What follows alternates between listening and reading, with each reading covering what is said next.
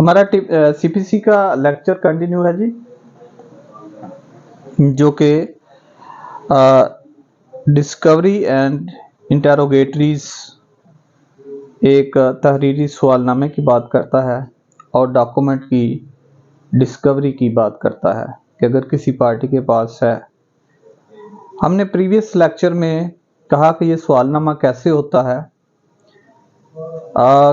कौन इसको फॉरवर्ड कर सकता है और इसको ऑब्जेक्शन किस सूरत में किया जाता है, और साथ ही ये कि अगर उसमें कोई सवाल में कोई स्कैंडलस है, प्रोलिक्स है, ऑप्रेसिव है तहरीर, तो उसको कैसे रिमूव किया जाता है। आज हम फर्दर इसमें इसे कंटिन्यूअर्स में पढ़ेंगे कि अगर कोई पार्टी जो है एफिडेविट पे उसका जवाब प्रॉपर नहीं देती तो फिर क्या सूरत हाल होगी। प्रैक्टिकल पॉइंट ऑफ व्यू से भी जो कमिंग रूल्स हैं बहुत इंपॉर्टेंट हैं। फिर आज ये भी देखेंगे कि इसके अगर कोई डॉक्यूमेंट्स प्रोड्यूस करने का ऑर्डर होता है तो पिनल कंसीक्वेंसेस क्या है, जो रूल्स हैं वो हमें बताएंगे आगे। तो ऑर्डर 11, रूल 11 की तरफ हम जाते हैं जी। वो कहता है कि ऑर्डर टू आंसर और आंसर फर्दर। अब एक पार्टी को कहा गया कि ये सवालनामा आया है, इंटेरोगेटरी आई है, और इस पे आप थ्रू एफिडेविट्स कोई ऑब्जेक्ट कीजिए, जवाब दीजिए। अगर वो जवाब पूरी तरह नहीं देता, उस पे या उसको कंप्लीट जवाब नहीं देता, इनसफिशिएंट होता है, कुछ चीज छोड़ देता है, तो क्या फर्दर उसको कोई अपॉर्चुनिटी दी जाएगी। तो ये रूल उसके बारे में बात करता है। वेयर एनी पर्सन इंटेरोगेटेड, अब जिस पर्सन की इंटेरोगेट हो रही है, जिससे सवालात पूछे जा रहे हैं, सवाल किए जा रहे हैं थ्रू इंटेरोगेटरी। इंटेरोगेटरी को हमने प्रीवियस तफसील से बताया कि क्या है। वो कहता है इंटेरोगेटेड पर्सन जो है ओमिट कर जाता है, ओमिट्स टू आंसर, छोड़ देना। अक्सर ओमिशन गाड़ियों के धुएं की बात करता है, जो गाड़ियां जो धुआं छोड़ती हैं, ओमिट करना, छोड़ना, भूल जाना। और आंसर इनसफिशिएंटली या इनसफिशिएंटली, मुनासिब पूरी तफसील के साथ जवाब नहीं देता। The party interrogating may apply to the court for an order requiring him to answer. अब जो पार्टी सवालनामा भेज रही है या सवाल कर रही है, तहरीरी सवाल कर रही है, वो कहेगी कि इसे कहा जाए कि मुकम्मल इसका जवाब दे, और टू आंसर और आंसर फर्दर, या उसका मजीद जवाब जो है वो दरकार है। आइदर बाई एफिडेविट, अब तरीकाकार बताता है कि कैसे है, थ्रू एफिडेविट से, और बाई वाइवा वॉइस एग्जामिनेशन, यानी ओरल भी, जबानी तौर पर भी वो इसका जवाब दे सकता है।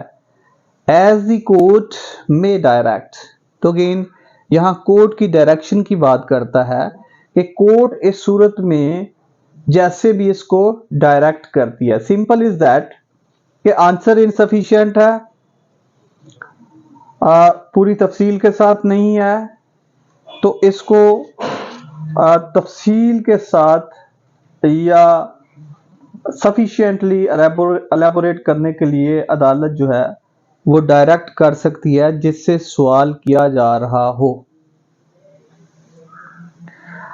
आगे सर रूल है जी 12 इसका, application for discovery of documents.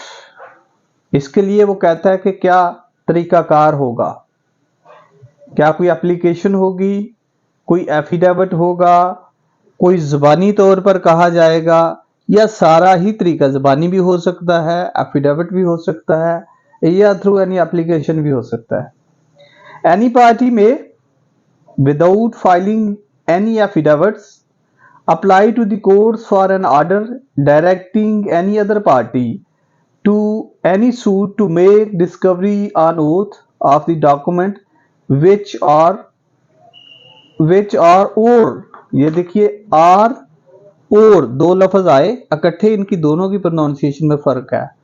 A R E R जिसका मतलब है हैं और जिसका मतलब है या। तो वो कहता है are or have been in his possession or power. अब वो कहता है जी किसी मुखालिफ पार्टी, इसमें कहीं वो प्लेंटिफ की बात नहीं करता या डिफेंडेंट, कोई भी इनमें से दूसरी पार्टी को ये कह सकता है कि आइदर उसने लिस्ट ऑफ अलायंस में कहीं उसका जिक्र किया है या उसने कहीं एफिडेविट में जिक्र किया है, तो वो डॉक्यूमेंट्स जो हैं वो पेश करे, प्रोड्यूस करे, जो कि उसकी पोजेशन में है या पावर में है। मीन अब दोनों चीजें हैं, पावर में कोई गवर्नमेंट फंक्शनरीज हैं उनके पास हैं, कोई रिकॉर्ड कीपर है उसकी पावर में है, लाइकवाइज। अब आगे चल के हम ये भी कहेंगे कि ये कुछ ऑल डॉक्यूमेंट्स जो हैं वो पेश करना जरूरी नहीं है, यहाँ कोर्ट समझती है या कुछ डॉक्यूमेंट्स जो हैं वो क्लासिफाइड नेचर के हैं, गवर्नमेंट के रिकॉर्ड से हैं या पर्सनल हैं या किसी कम्युनिकेशन है वकील और क्लाइंट की। Relating to any matter in question therein, again जी डॉक्यूमेंट्स ऐसे नहीं है कि कोई आम सा कहीं का भी डॉक्यूमेंट नहीं, जो मटेरियल क्वेश्चन हो, जिस पे कोई ऐसा डॉक्यूमेंट्स पे क्वेश्चन मार्क हो या डॉक्यूमेंट अंडर ऑब्जर्वेशन हो, डॉक्यूमेंट मटेरियल हो, on the hearings of such application. अब क्या कोर्ट क्या करेगी, उसके पास एक एप्लीकेशन आती है और कोर्ट हियरिंग करती है उस एप्लीकेशन को। द कोर्ट में आइदर रिफ्यूज और अडजॉर्न द सेम, अब रिफ्यूज भी कर सकती है, इनकार कर सकती है या उसको अडजॉर्न कर सकती है।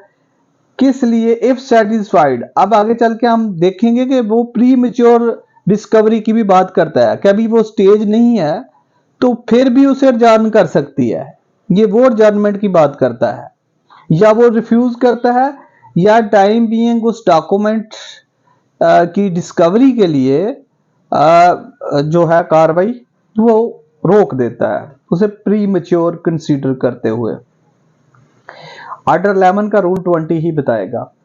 If satisfied that such discovery is not necessary, अब कोर्ट खुद को ये सेटिस्फाई करती है या समझती है कि ये डॉक्यूमेंट डिस्कवरी के लिए जरूरी नहीं है, और not necessary at the stage of the suit. Again पहली बात तो बिल्कुल वो कहता है कि जरूरी नहीं है, सीपीसी में क्या कह रहे हैं कि जी जरूरी नहीं है, और दूसरी में कहता है कि अब वो स्टेज ही नहीं है अभी, और limited to certain classes, not necessary at that stage of the suit, उस स्टेज पे नहीं है। और आगे बात करता है और make such order either generally. अब क्या करेगी, इस तरह का ऑर्डर कोर्ट कर सकती है या तो आम तौर पर जो भी रिक्विजिट्स डॉक्यूमेंट, जो स्टिपुलेटेड डॉक्यूमेंट्स, रिक्वायर्ड डॉक्यूमेंट्स जो हैं, तलबीदा डॉक्यूमेंट्स उस एप्लीकेशन में, या तो अदालत उसका जिक्र करेगी पूरे के पूरे का, 1, 4, 10 जितने भी हैं, या उनमें से कुछ चंद डॉक्यूमेंट्स का जिक्र करेगी। Or limited to certain classes of documents, या डॉक्यूमेंट्स की कुछ क्लासेस, मतलब उसमें स्पेसिफाई करेगी कि ये डॉक्यूमेंट्स, ये नहीं है कि जितने डॉक्यूमेंट्स एक एप्लीकेशन में एक पार्टी ने डिस्कवरी के लिए कह दिए सारे ही कोर्ट इंस्पेक्शन के लिए ऑर्डर कर दे। ये डिपेंड्स कि उसके डॉक्यूमेंट की नेचर क्या है।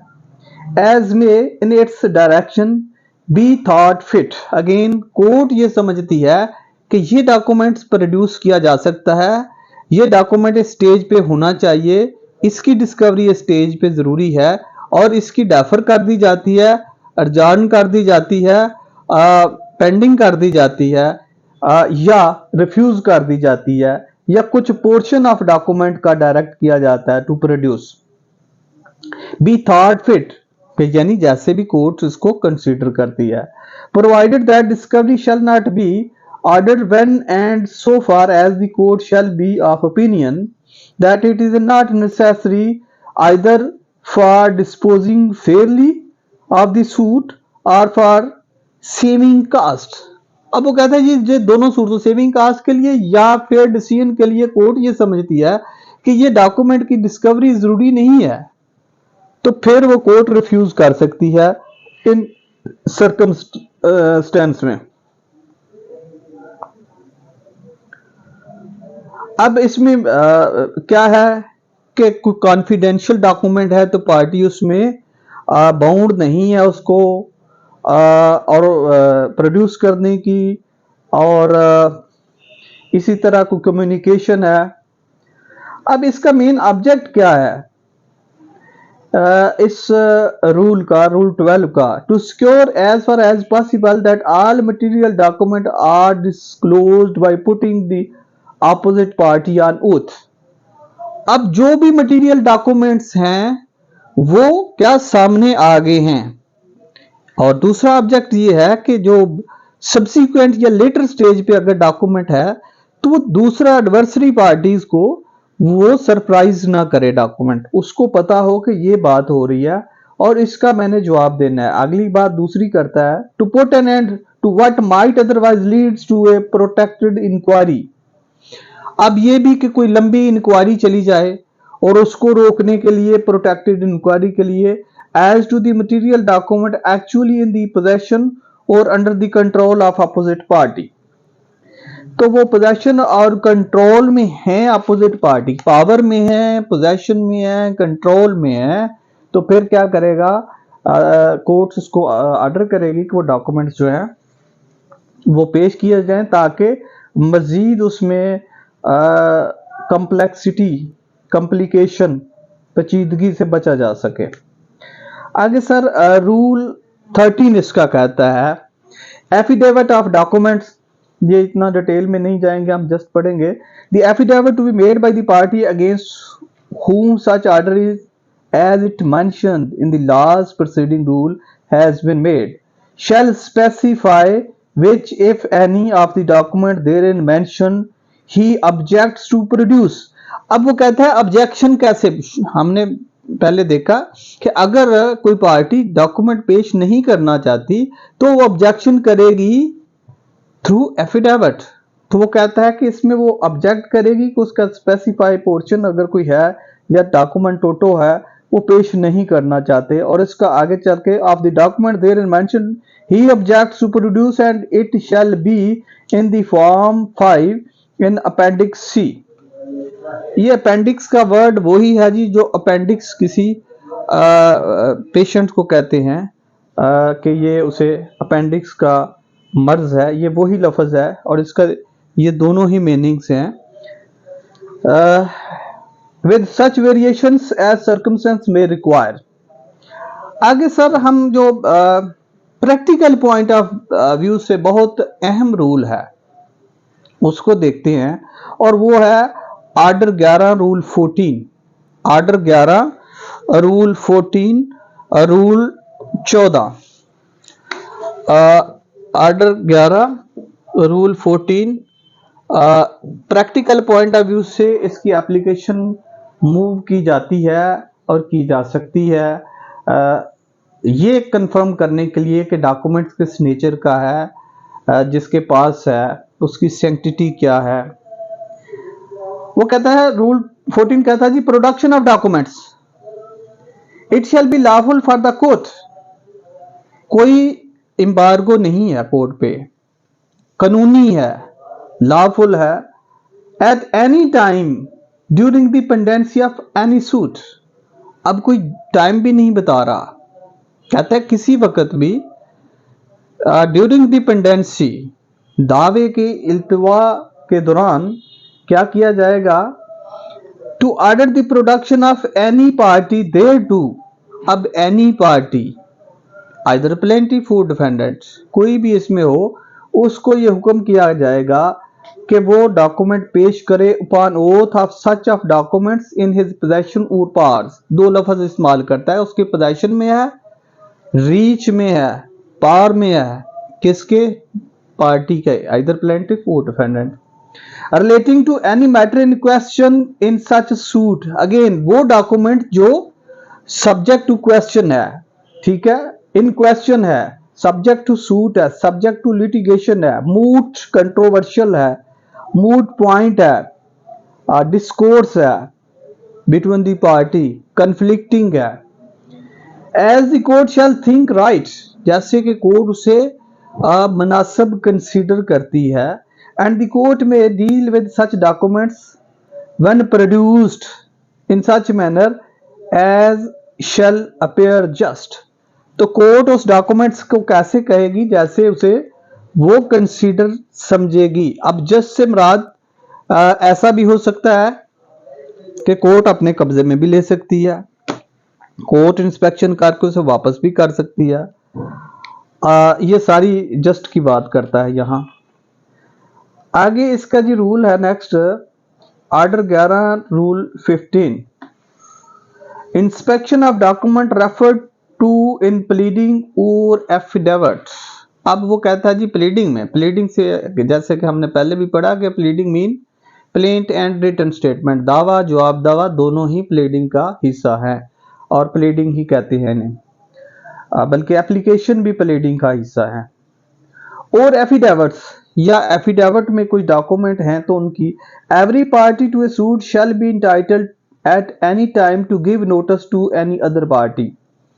किसी भी वक्त दूसरी पार्टी को, एक फ्रीक दूसरे को ये नोटिस देगा, इन हुज प्लीडिंग, जिसकी प्लीडिंग में, जो दावे में या जवाब दावे में, or affidavit references made to any document, या एफिडेविट में किसी डॉक्यूमेंट का हवाला दिया गया है, to produce such document for the inspection of the party giving such notice. जो पार्टी नोटिस दे रही है उसकी इंस्पेक्शन के लिए उसे पेश किया जाए डॉक्यूमेंट को, और ऑफ हिज प्लीडर, या उस पार्टी की इंस्पेक्शन के लिए या उसके प्लीडर के लिए, and to permit him or them to take copies thereof, again, और साथ ये भी कि उसे उसकी कॉपी फ्राहम की जाए उस डॉक्यूमेंट की। And any party not complying with such notice shall not afterward be at liberty to put any such document in evidence on his behalf in such suit unless he shall satisfy the court that such document relates only to his own title। अब वो कहता है कि अगर एक party को notice जाता है और वो डॉक्यूमेंट प्रोड्यूस नहीं करती तो सब्सिक्वेंटली उस डॉक्यूमेंट्स को part of a suit, part of a evidence, part of proceeding नहीं बनाया जाएगा। हाँ, यहाँ कोर्ट समझती है कि उसका ओन टाइटल है और ज्यादा इंटाइटलमेंट में था, जैसे कि हमने कहा कि कुछ सर्टन डॉक्यूमेंट्स जो हैं वो जरूरी नहीं है कि वो पेश किए जाएं।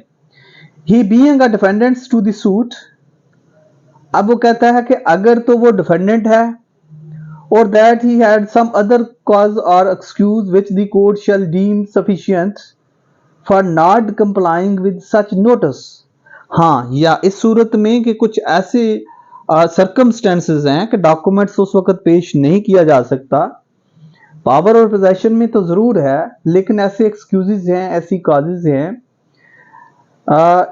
इन which case the court may allow the same to be put in evidence on such term as to cost and otherwise as court shall think fit. पहली बात तो वो करता है कि वो डॉक्यूमेंट्स को एविडेंस में इजाजत नहीं होगी कि बाद में पेश किया जाए, अगर नोटिस सर्व होने के बाद वो डॉक्यूमेंट इंस्पेक्शन के लिए पेश नहीं किया जाता।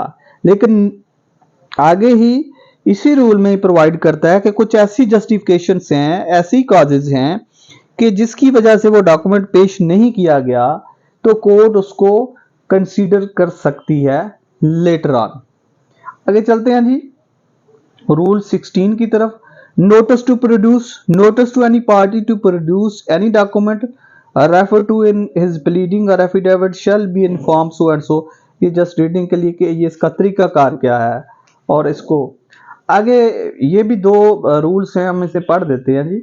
Time for inspection when notice given, the party to whom such a notice is given shall within 10 days from the receipt of such notice deliver to the party giving the same a notice stating a time within 3 days from the delivery thereof, of which the documents are such of them as he does not object to produce, may be inspected at the office of the pleader, or in case of bankers' books or other books of account or books in constant use of the purpose of any trade or business। अब यहाँ देखेंगे कि वो कहता है कि ऐसे documents जो कांस्टेंट यूज में हैं तो उनकी इंस्पेक्शन कैसे होगी। अब ऐसा है कि ये वो सर्कमस्टेंस भी हो सकते हैं कि यहाँ कोर्ट में डॉक्यूमेंट पेश नहीं किए गए और सब्सिक्वेंटली एविडेंस में वो पेश किए जा सकते हैं। वैसे तो कहता है कि वो एविडेंस में वो टेंडर नहीं किए जा सकते, लेकिन यहाँ इन सर्कमस्टेंस में वो पेश किए जा सकते हैं। And स्टेटिंग which if any of the document he objects to produce and on what grounds such notice shall be in form 8 in appendix C, which such variation as circumstance may require। 18 कहता है जी, order for inspection where the party served with notice under rule 15 omits to give such notice of a time for the inspection or objection to give inspection or offers inspection elsewhere than at the office of his pleader, the court may, on the application of the party desiring it, make an order for inspection in such place and in such manners as it may think fit, provided that the order shall not be made when and so far as the court shall be of opinion that it is not necessary either for disposing fairly of the suit और for saving cast against कि अगर वो court समझती है जैसे कि वो fair decision के लिए नहीं है तो वो उसको रिफ्यूज भी कर सकती है उसकी इंस्पेक्शन के लिए। Any application to inspection documents except such as are referred to in the pleadings particulars और affidavits of the party against whom the application is made or disclosed in his affidavit of document shall be founded upon an affidavit showing of what documents inspection is sought। ये भी है कि कौन से documents की inspection चाहिए। that the party applying is entitled to inspect them and that they are in the possession or power of the other party, the court shall not make such order for inspection of such documents when and so far as the court shall be of the opinion that it is not necessary either to disposing fairly of the suit और for saving cost. Just trading के लिए हम कह रहे हैं, practical point of view से इतने अहम नहीं है और नाइदर ये एग्जामिनेशन पॉइंट ऑफ व्यू से हैं। एक प्रोसीजर है उसमें वो थोड़ा बहुत वो रिलेट कर रहा है कि डॉक्यूमेंट्स की शेप में, वेरिएशन में, कंडीशन में, टाइम में कि कब वो प्रोड्यूस करने चाहिए। 19 भी पढ़ते हैं जी। वेरीफाइड कॉपी है जी, where inspection of any business books is applied for the court. अब हमने कहा कि वो कहता है कि वेरीफाइड कॉपी के लिए भी वो कह सकता है इंस्पेक्शन, डिस्कवरी प्लस वेरीफाई अपना सर्टिफाइड कॉपी, वेरीफाइड कॉपी के लिए। If it thinks it instead of ordering inspection of the original books order a copy of any entries therein to be furnished and verified by the affidavit of some person who has examined the copy with the original entries, and such affidavit shall states whether or not there are in the original book any and what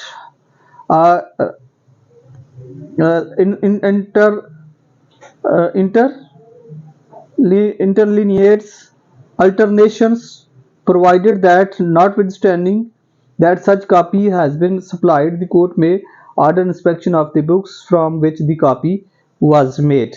Wherein an application for an order for inspection privileged is claimed for any document, it shall be lawful for the courts to inspect the documents for the purpose of deciding as the validity of the claim of privilege. The courts may, on the application of any party to a suit at any time, and whether an affidavit of document shall or shall not have already been orders are made, make an orders requiring any other party to states by affidavit whether any one or more specific documents to be specified in the application is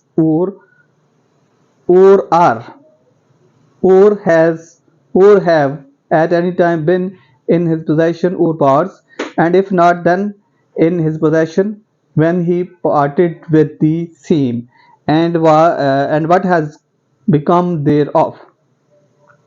Such application shall be made on an affidavit stating that in the belief of the deponents, the party against whom the application is made has at some time had in his possession or power the document or document specified in the application.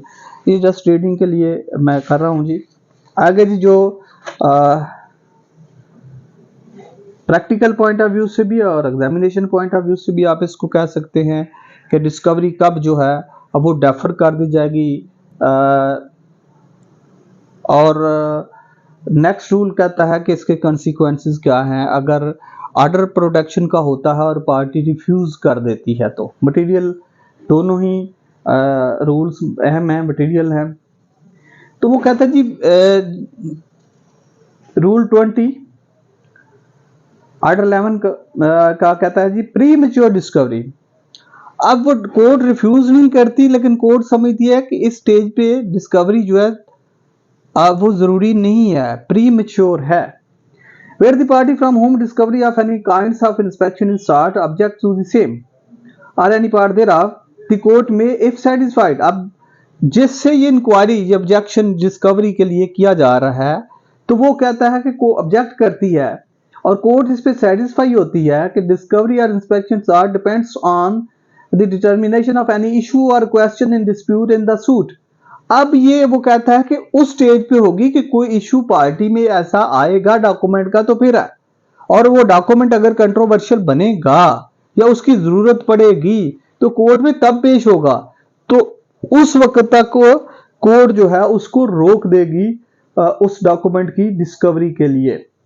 और that for any other reason it is desirable that any issue or question in dispute in the suit should be determined before deciding upon the rights to the discovery or inspection, order that such issue or question be determined first।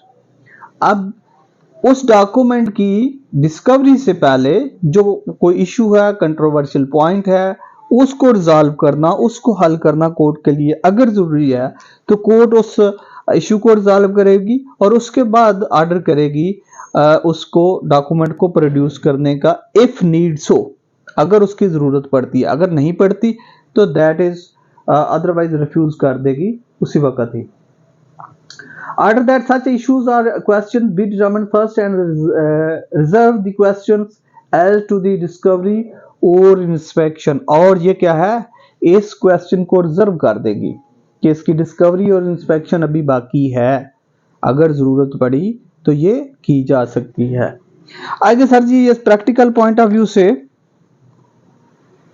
Order 11 के जो बहुत ही अहम rules हैं उनमें कहा कि order 11 rule 14 और order 11 rule 21 सवालनामे के हवाले से, इंटेरोगेटरी के हवाले से पूछा जा सकता है। इंटेरोगेटरी क्या है और ये आता रहता है एग्जामिनेशन पॉइंट ऑफ व्यू में, इसे हमने डिटेल में कह दिया।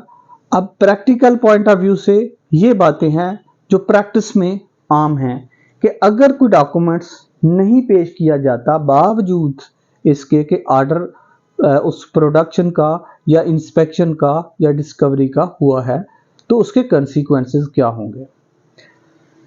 No compliance with order for discovery जी, order 11 rule 21, order 11 rule 21, order 11 rule 14 की एप्लीकेशन है और ऑर्डर 11 रूल 21 की ये कंसिक्वेंसेस हैं उसके एप्लीकेशन के।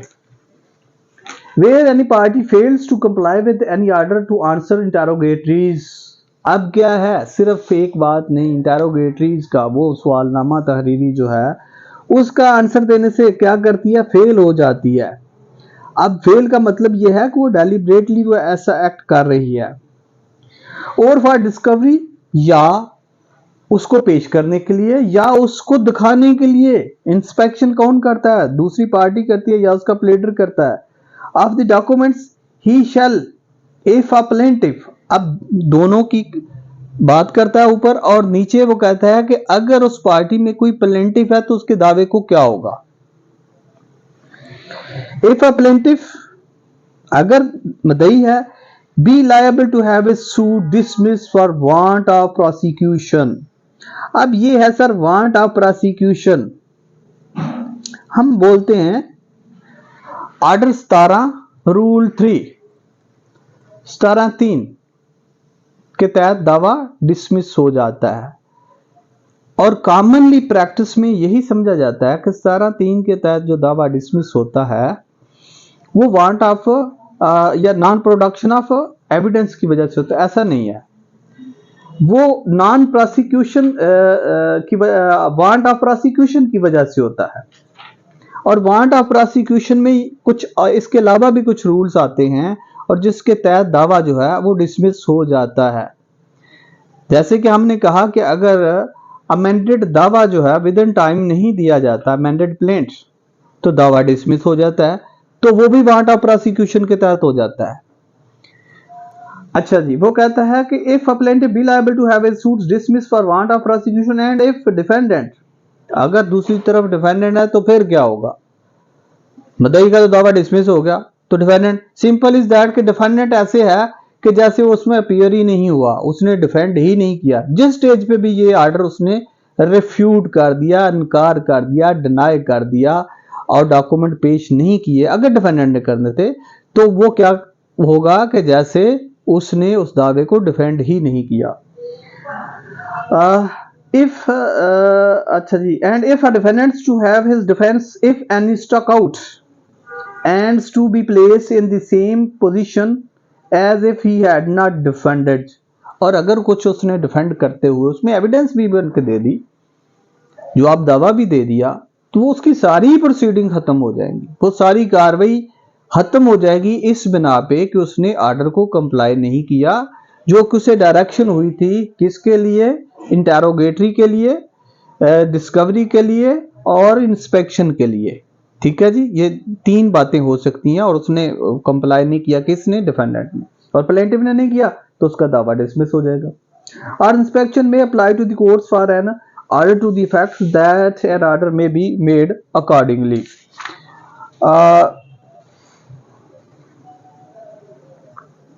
नेक्स्ट जी हम इंशाल्लाह करेंगे जी ऑर्डर 12।